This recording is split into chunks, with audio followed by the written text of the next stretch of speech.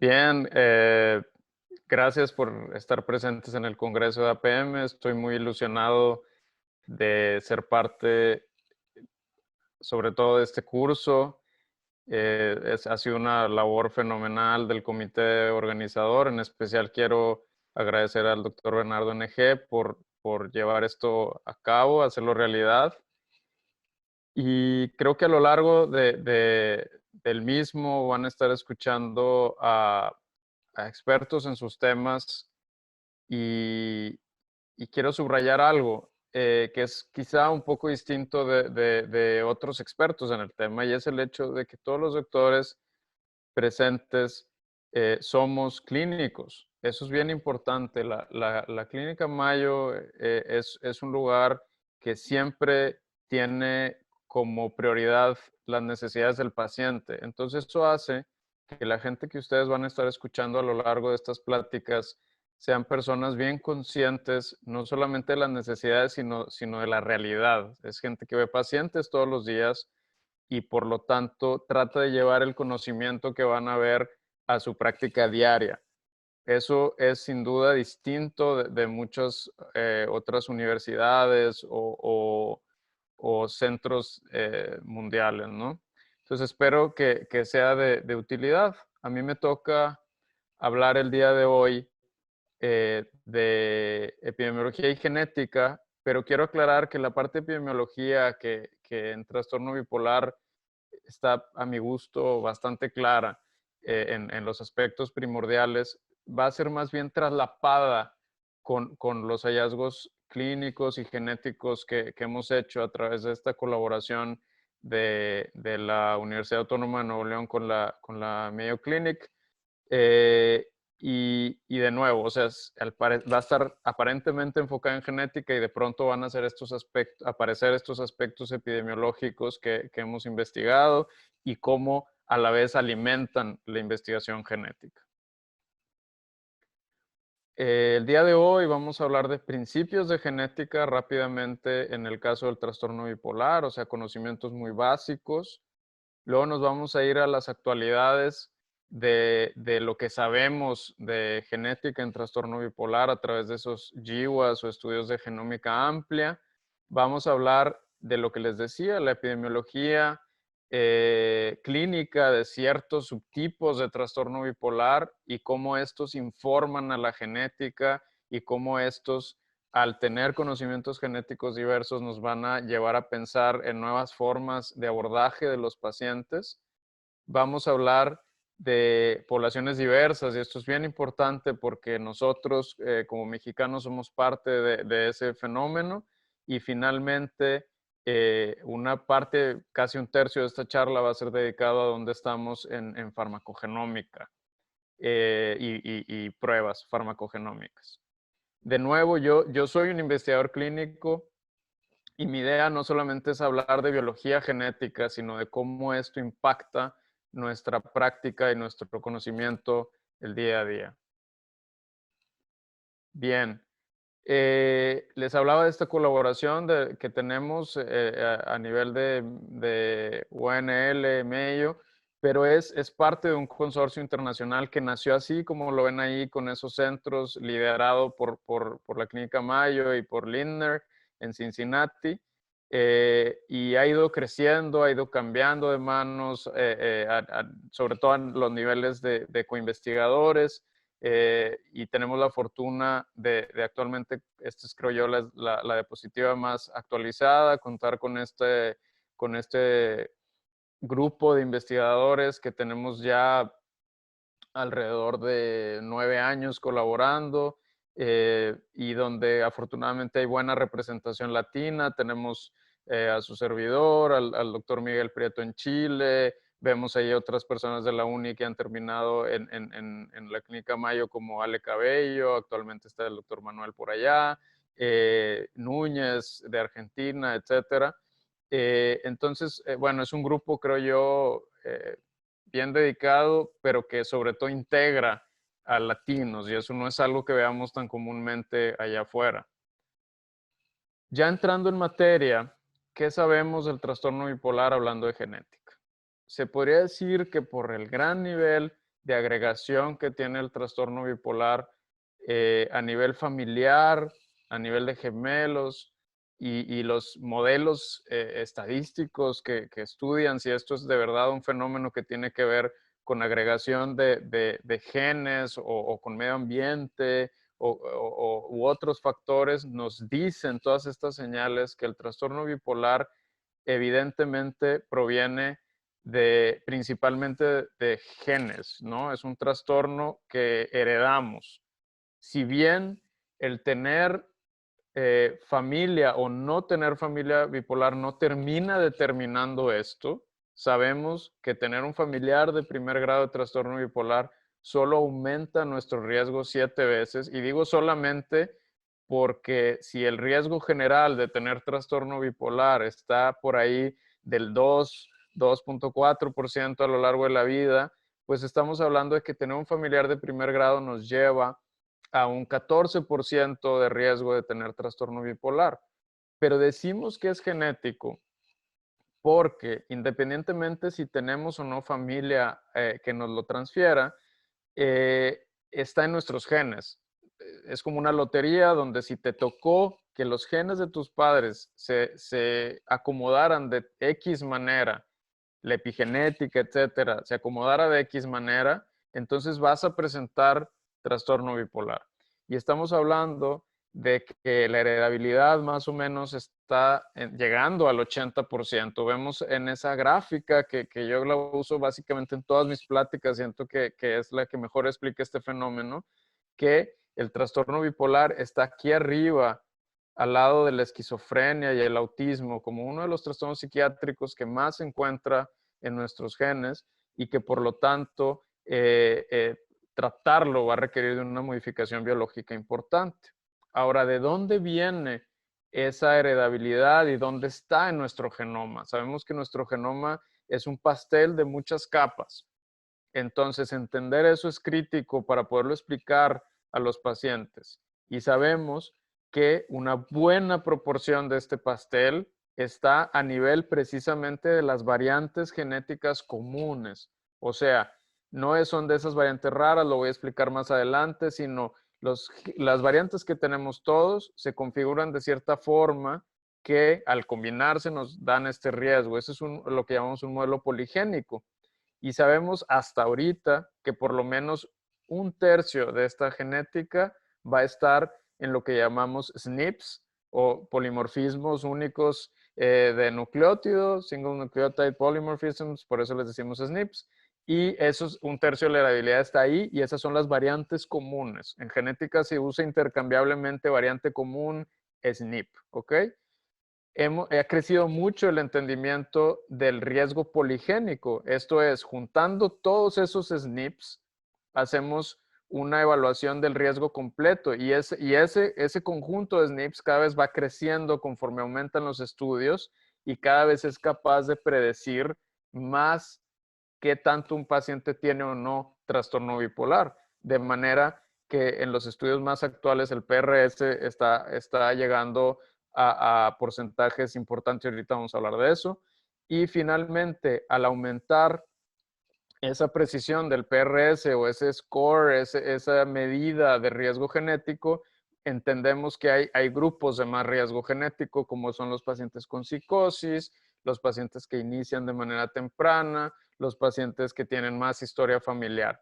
Y esto concuerda con esos estudios clásicos de Akiska, lo de Jules Angst, que nos decían que uno de los factores principales de riesgo de un paciente que está deprimido para saber si es bipolar o no es que tenga psicosis, que tenga familiaridad, etcétera. O sea, la ciencia y las observaciones clínicas se están juntando para confirmar algunos de esos conocimientos que ya sabíamos o para entenderlos mejor.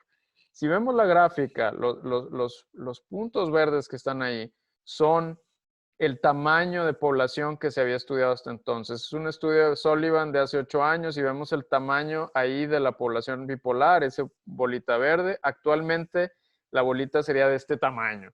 Entonces, hemos crecido mucho en los últimos años y me voy a enfocar en lo más reciente. Sabemos que el consorcio más grande de genética en trastorno bipolar y en psiquiatría en general es el Consorcio Genómico Psiquiátrico, o PGC por sus siglas en inglés, PGC, y el PGC-2, o sea, la segunda fase del PGC de trastorno bipolar, se publicó apenas hace un año con más de 30,000 pacientes ya. La historia de la genética y la genética amplia, los famosos GWAS, empezó apenas en el 2007 con un estudio del Wellcome Trust Consortium, y de entonces para acá las cosas han crecido inmensamente. De 1,000 bipolares más o menos de ese estudio, estábamos en 30,000 el año pasado, y de tener 0 variantes confirmadas de riesgo para trastorno bipolar, actualmente estamos, de acuerdo al año pasado, en 30 variantes, 20 de las cuales eran nuevas. Se confirmaron variantes en canales de calcio, en ANC3, en ODZ4. Entonces estamos hablando de variantes que tienen que ver con excitabilidad, con conducción, con patrones neuronales, etcétera. Lo importante de aquí es saber más o menos de qué tamaño son los consorcios ahorita y cuánto entendemos.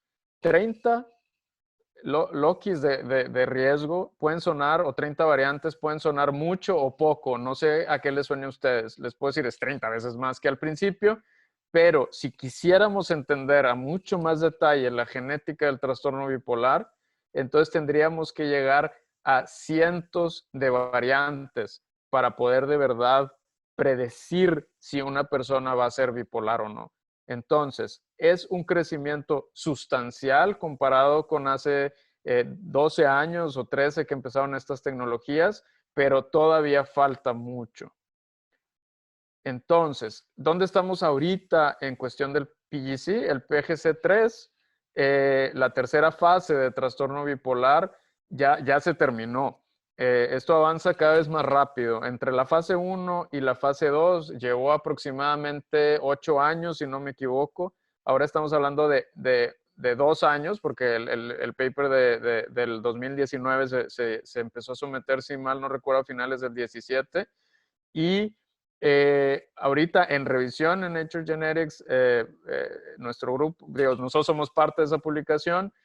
No puedo poner datos aquí, todavía fotos ni nada, porque el artículo todavía está en revisión, pero les puedo decir que actualmente estamos en 40,000 bipolares más o menos, que de esas 30 variantes, ahora estamos en más de 60, que más de un 10% de esas variantes tienen que ver con regiones donde potencialmente podemos hacer algo con fármacos, o sea, por fin mostrando señales más translacionales, donde podemos explotar probablemente biomarcadores, podemos generar nuevos fármacos o determinar mejores fármacos, y ahorita lo vamos a puntualizar más cuando hablemos de farmacogenómica.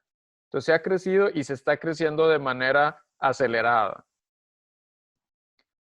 Otra cosa importante, yo considero este paper importante no porque estemos ahí, sino porque de verdad ha sido sumamente citado y ha impactado el campo de manera fuerte, y tiene que ver con clínica también, fue este esfuerzo que es parte de ese PGC-2 y del PGC de esquizofrenia, para ya no hacer algo que se hacía antes. Antes decíamos, bueno, y a ver qué tienen en común la esquizofrenia y el ADD y el trastorno bipolar, bla, bla, bla. O sea, eso está muy bien, pero ahora vamos a ver qué tienen en común, qué tienen de distinto, y qué cosas sí son trastorno bipolar y esquizofrenia, y qué cosas son simplemente rasgos que confluyen. Entonces, con más de 50,000 sujetos, se encontraron más de 100 variantes que tienen que ver con ambos trastornos, entre paréntesis 30 y tantos de trastorno bipolar, en un diseño que les resumo brevemente. El artículo está gratis en internet, entonces los invito a leerlo, pero si quieren un resumen breve, hablando de miles de sujetos, vemos cómo tenemos variantes que se asocian a los dos trastornos en esta gráfica, pero algunos siendo primordialmente de trastorno bipolar y otros siendo primordialmente de esquizofrenia. Y ahí sería crítico, ¿no? Porque si bien sabemos que tenemos medicamentos en común para las dos enfermedades, sería crítico saber cómo son distintas Y esas señales y esas vías en teoría nos ayudarían a dar una medicina más precisa. Más fácil todavía de aterrizar y de entender es el PRS que les hablaba hace rato, este riesgo poligénico, ya hablando en números y no tanto en variantes, en genes, sino en porcentajes. ¿Cuánto porcentaje tienes de genética de trastorno bipolar?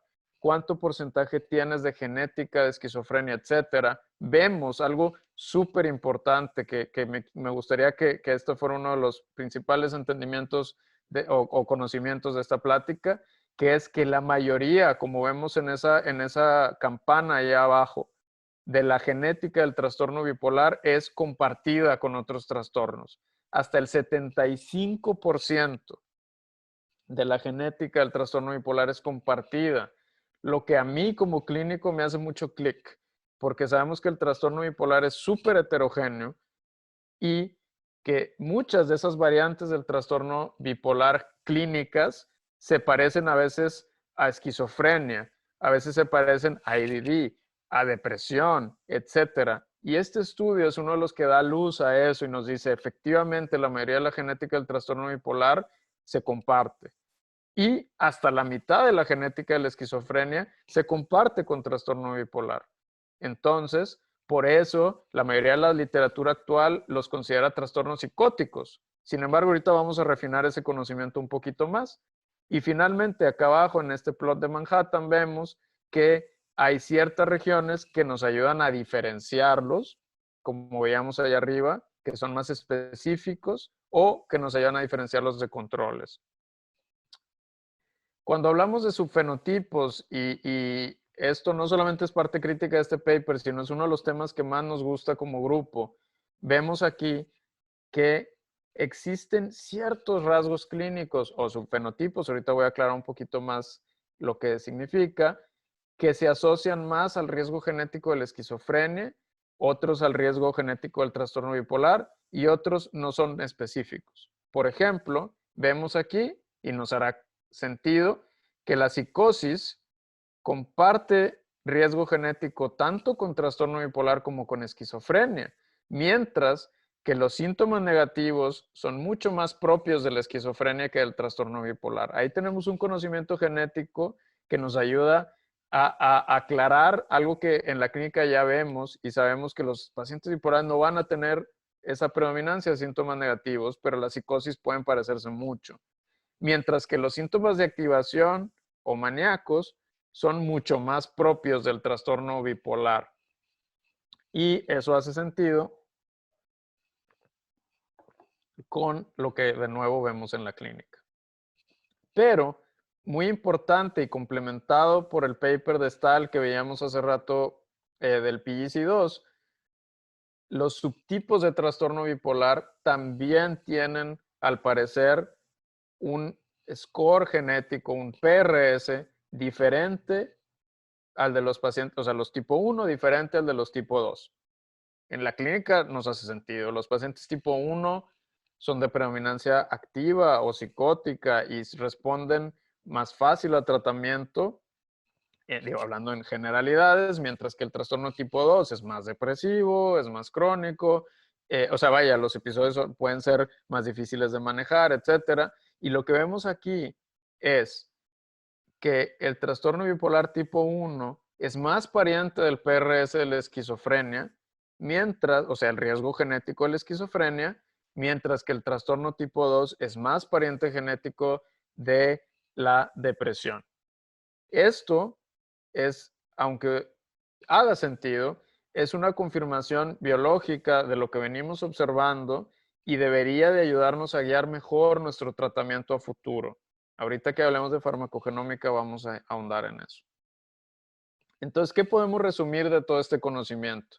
Podemos decir que el trastorno bipolar en su arquitectura genética, en su composición genética, sigue un modelo poligénico. Y esto es que múltiples variantes comunes o SNPs o locus, etcétera, se van a combinar para generar un riesgo pequeño. Cada una da un riesgo pequeño. Lo que nos muestra aquí en la imagen GOES es para mí es la mejor manera de verlo, es como variantes acá abajo a la derecha se juntan y cada una da un tamaño efecto chiquitín, pero al sumarse todas van a generar la mayoría del riesgo genético del trastorno bipolar, mientras que escasos pacientes con trastorno bipolar, aunque sí habrá algunos, van a tener, y si ven acá abajo la proporción, digo, la probabilidad de encontrarlo es pequeñísima, van a tener unas cuantas variantes raras que van a tener un tamaño de efecto muy grande. Entonces tenemos fenotipos de pacientes bipolares o genotipos que están basados en escasas regiones de mucho impacto o penetrancia y la mayoría van a estar generados por muchas variantes de muy poquito impacto. Entonces, la mayoría de la gente tiene una genética de muchas variantes de pequeño impacto que se juntan para generar riesgo y eso es el modelo poligénico. Y así son la mayoría de las enfermedades mentales. Mientras que escasos casos van a tener variantes raras de alta penetrancia y que son tan raras que no es tan útil buscarlas, porque si vemos 0.000001 de probabilidad, estamos hablando de que es más probable a lo mejor encontrarse un unicornio. Pero son importantes porque encontrar la función de esas variantes raras lleva muchas veces a encontrar targets moleculares para medicamentos. Entonces también es importante investigarlas. Aunque allá afuera no sea un examen útil para detectar, sí puede ser útil para desarrollar medicamentos. ¿Qué nos hace que todavía, a pesar de llevar años y 40,000 sujetos, no encontremos el total de esta genética y nos falte todavía mucho? Tiene que ver con heterogeneidad y heterogeneidad a los diferentes niveles. Heterogeneidad genética, la genética se comporta de manera muy diversa y las poblaciones tienen genética muy diversa, la de nosotros tiene una particular diversidad muy grande, nosotros mexicanos me refiero. Luego está la diversidad genética, la de poblacional y la general, y luego está la diversidad del trastorno, lo decíamos hace rato. Nuestro grupo está muy enfocado en reducir la heterogeneidad del trastorno. Como clínicos sabemos que un trastorno bipolar X es muy distinto a un trastorno bipolar Y. Entonces, buena parte de lo que llamamos epidemiología en esta plática y de lo que les voy a mostrar como ensayos, como estudios de epidemiología clínica, tenía la función en realidad de encontrar esos subtipos de trastorno bipolar o como se les llama subfenotipos. Esto está basado en conocimiento generado por Saunders en el 2008 que ven ahí a la izquierda, que nos muestra que ciertos rasgos clínicos que son muy, muy significativos van a tener usualmente carga genética distinta.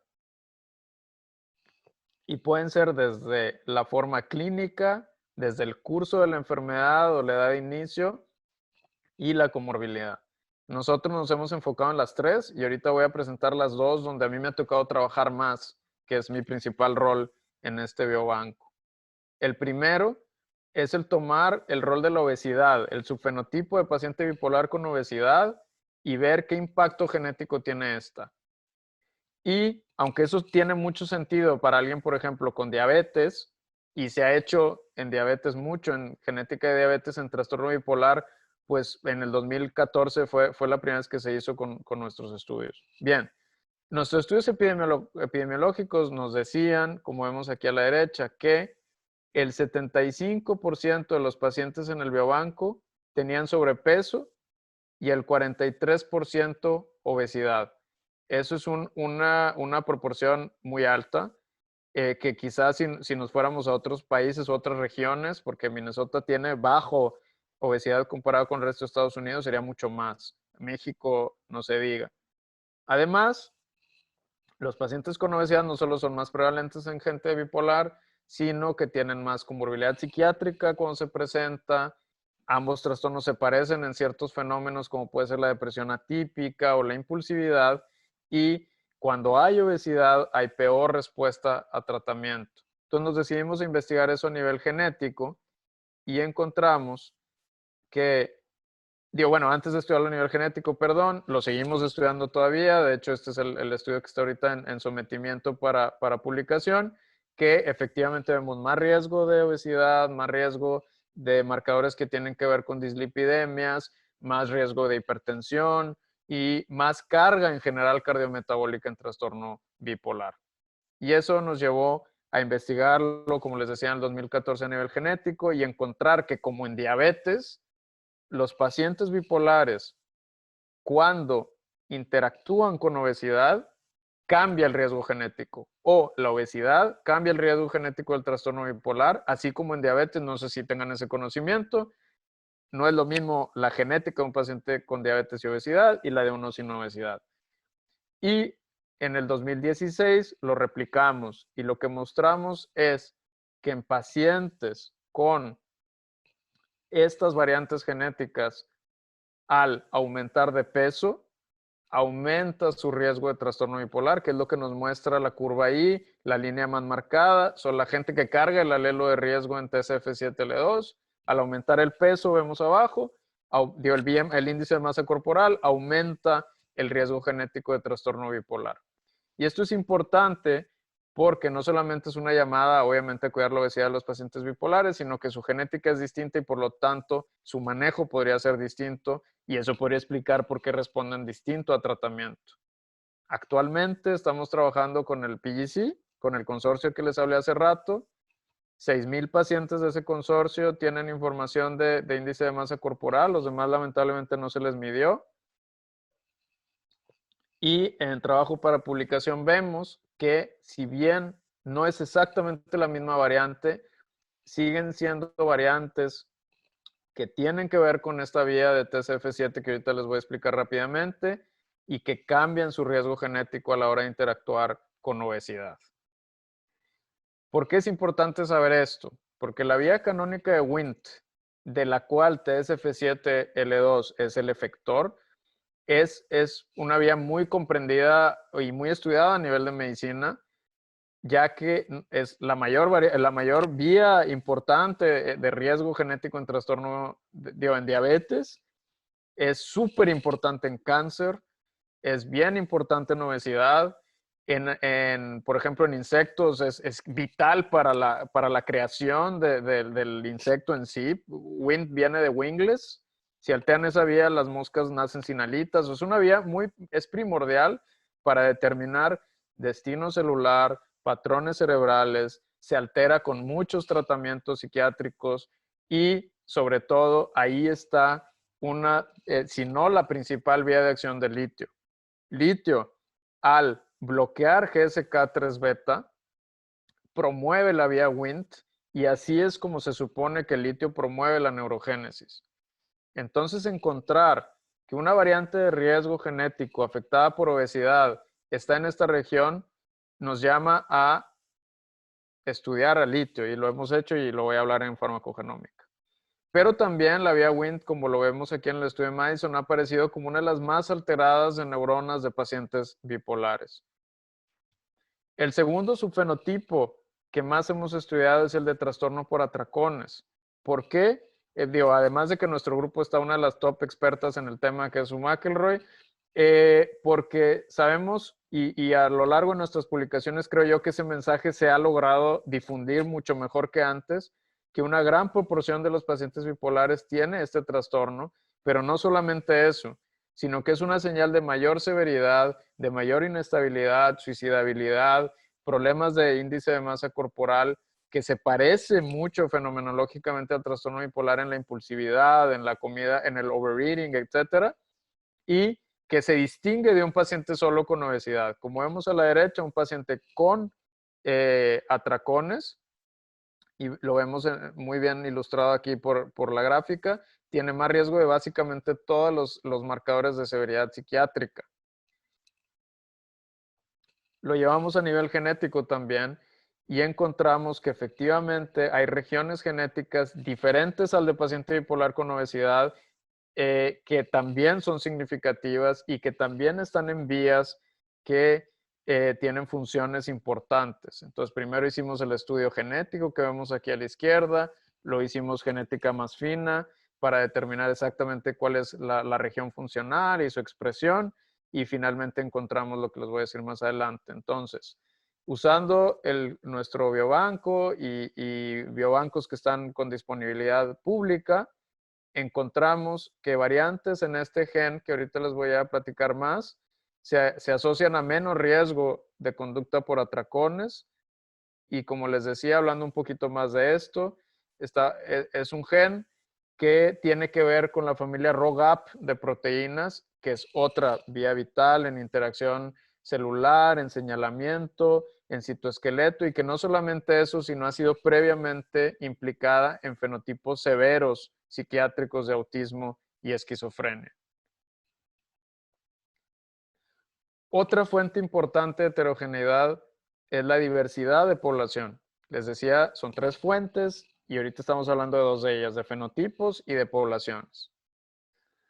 Nosotros somos una población admixta, diversa, y la parte latina del biobanco que les mostré hace rato en las fotos, somos miembros de este consorcio de poblaciones variables del PGC, diversas o cross population, como se llama en inglés. Y publicamos el año pasado, se lo recomiendo, es un artículo hablando de áreas de oportunidad sobre diversidad y pasos que deberíamos de estar siguiendo. Yo aconsejo, si hay aquí alguien escuchando joven, interesado en genética psiquiátrica, esta es una de las rutas que deberíamos estar investigando en nuestra región. Entonces, lo que vemos en nuestra región es que las poblaciones admixtas, México es una población totalmente admixta, somos poblaciones que descendemos de 2 o más ancestros genéticos diferentes. Y nosotros, sin duda, así descendemos de varios ancestros genéticos.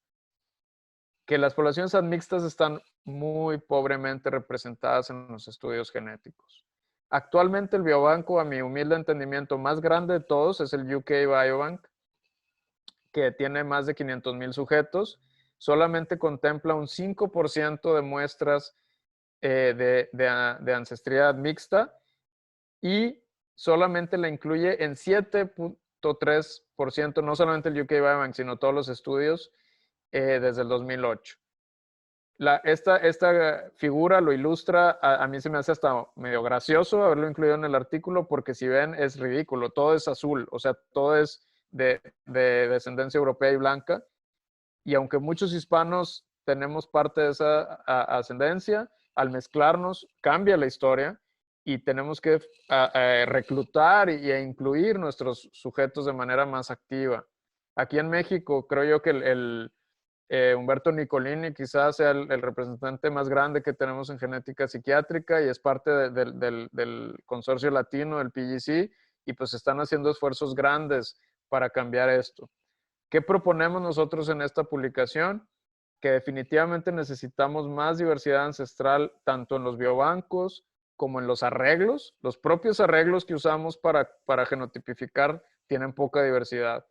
Tenemos que hacer más disponibles modelos estadísticos tanto de control de calidad, QC que ven ahí, como estadísticos para analizar poblaciones admixtas. Hay herramientas como esa que mencioné que se llama Tractor, pero necesitamos muchas más para poder hacer nuestros pacientes y nuestros sujetos reclutados más útiles en estos biobancos.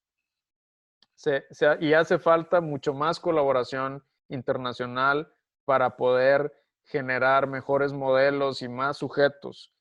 Yo me acuerdo cuando entré a esta historia, poca gente, por ejemplo, Humberto tiene una mentalidad bien distinta, pero alguna gente me decía, Alfredo, no, te van a robar tus ensayos, no te van a dejar estudiarlos, bla, bla.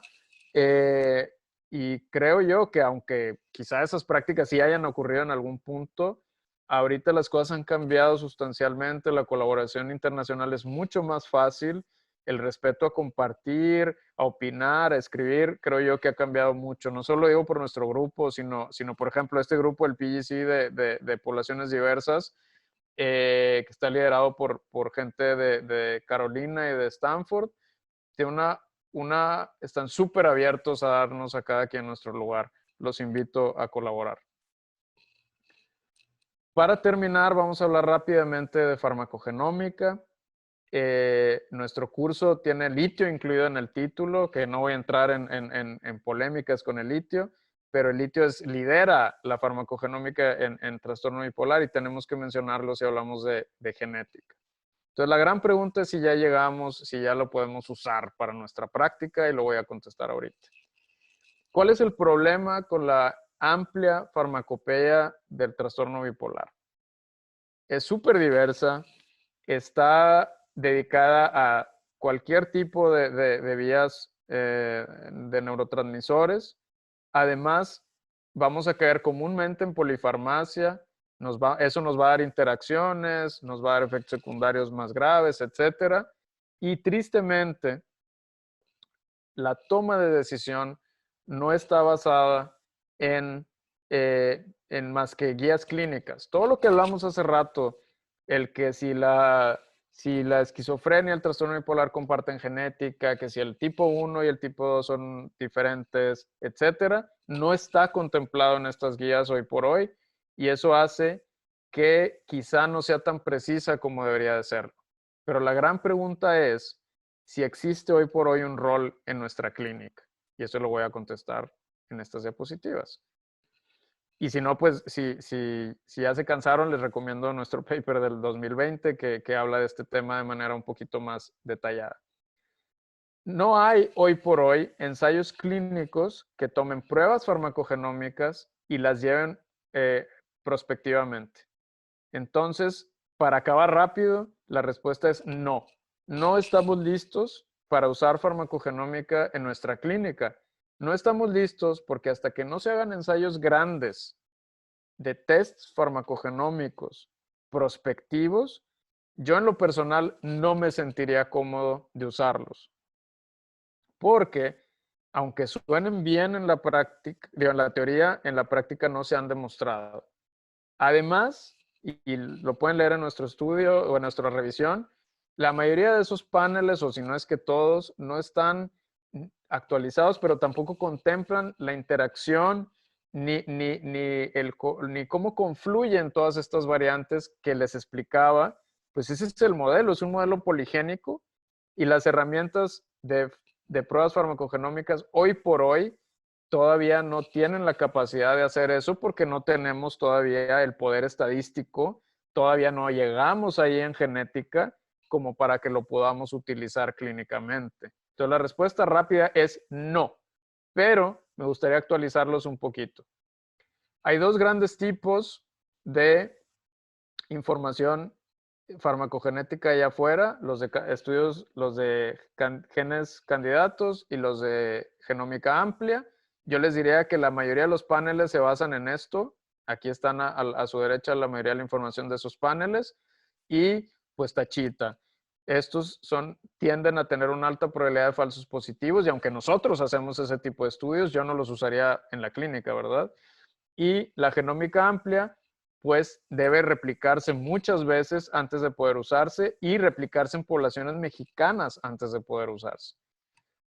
El líder, les decía, es el litio. El litio ha tenido estudios grandes, mostró en el 2013 esta señal súper prometedora con un tamaño de efecto que ven ahí de 88, es enorme, para predecir respuesta al litio. Ese era una variante que decías, ahí está ya tenemos farmacogenómica de litio. Sin embargo, no se replicó. Esto para empezar fue en población china, que es distinta a la de nosotros genéticamente, no se replicó en Japón, en Europa sobre todo, y no se ha demostrado que tenga una función cerebral esta variante. Después, el gran consorcio que es con Ligen, el gran consorcio genómica de litio, llevó a cabo estudios y ha mostrado con mucho menor tamaño de efecto variantes interesantes en otras regiones cromosómicas, pero nada que se pueda utilizar hoy por hoy en una prueba. Si ustedes me hicieran una prueba hoy por hoy del gen SSTD1 o de GADL1, etcétera, y me dijeran, con esto van a tomar litio, yo les diría, sorry, o no ha sido replicado, o no ha sido replicado en México, o no tiene el tamaño de efecto deseado. Otras vías prometedoras son, por ejemplo, las de agranulocitosis y granulocitopenia en clozapina, que han mostrado señales súper prometedoras y que ojalá pronto se puedan replicar y demostrar, porque esto sería súper útil a la hora de indicar clozapina. Pero en súper resumen, Ha habido resultados positivos, son los que vemos en verde. Faltan tener un tamaño de efecto mucho más importante y falta poderse replicar en población admixta como la nuestra. Vemos aquí que de respuesta a tratamiento solamente está este de litio y que, como vieron, fue en población china con un amplio tamaño de efecto, pero que no pudo replicarse. ¿Lo usaríamos en la clínica? Yo les diría que no. Los demás de respuesta a tratamiento han sido negativos. Donde es más prometedora quizá la farmacogenética es en efectos adversos hoy por hoy, y ahí tenemos algunas variantes que tienen que ver con efecto adverso al valproato, a ganancia de peso por antipsicóticos, manía inducida por antidepresivos o efectos dermatológicos de carbamazepina y la motrigina. Les diría que la única que está activa, y de acuerdo a FDA es la única que está activa, la única para la que ustedes pueden pedir estas pruebas es para problemas dermatológicos inducidos por carbamazepina, ojo, en población asiática, que son estas variantes de complejo histocompatibilidad.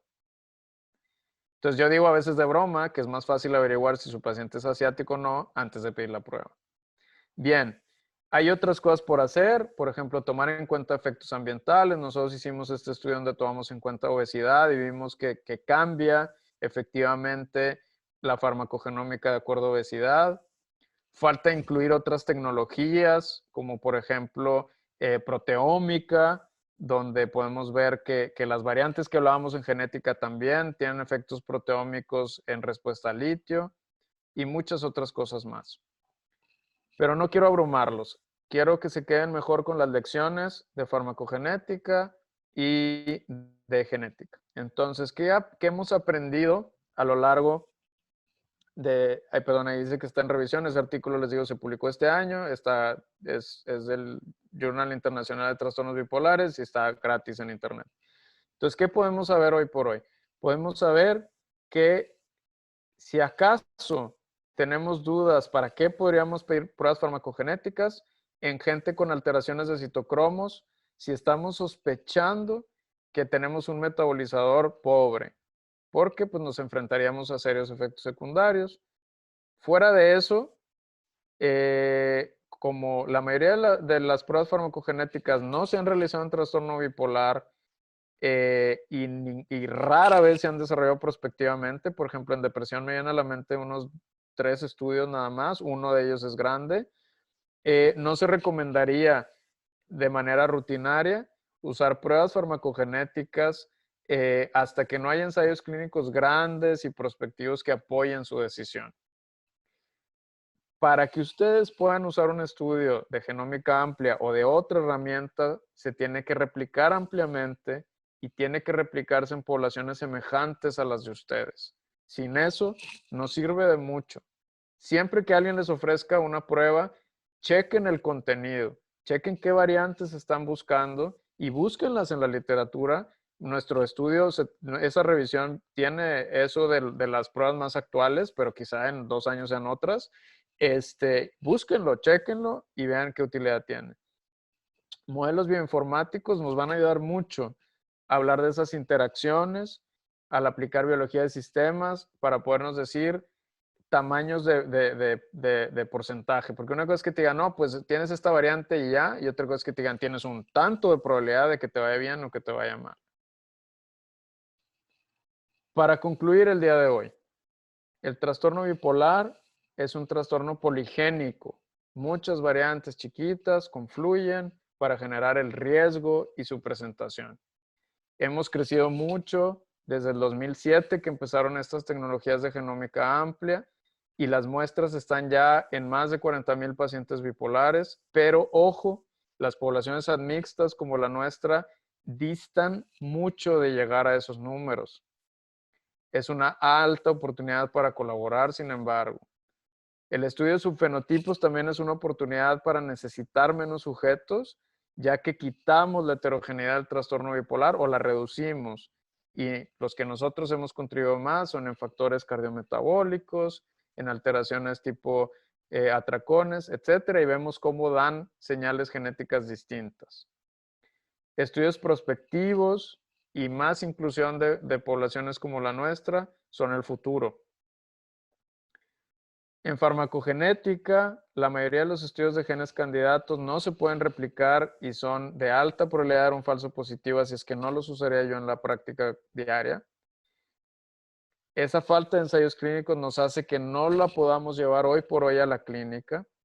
Sin embargo, hay señales prometedoras de blancos para litio, por ejemplo, que en un futuro creo yo sí van a cambiar la práctica. Nos falta todavía estudios funcionales que nos lleven a entender exactamente qué hacen a nivel cerebral. Y finalmente, los modelos bioinformáticos intuitivos son, para mi gusto, los que nos van a dar las herramientas verdaderamente aplicables, que nos van a dar índices de probabilidad de respuesta a tratamiento o de efectos adversos.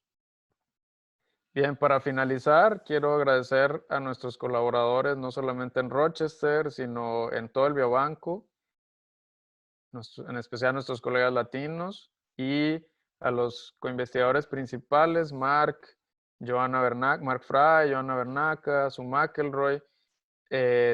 También ahí pongo en bold a Stacy Wingham, que es otra gran colaboradora a lo largo de estos años, y a la jefatura de la UNI, al doctor Estefan Fernández, a nuestro equipo del Centro en Salud Afectiva, que ahí tienen los nombres.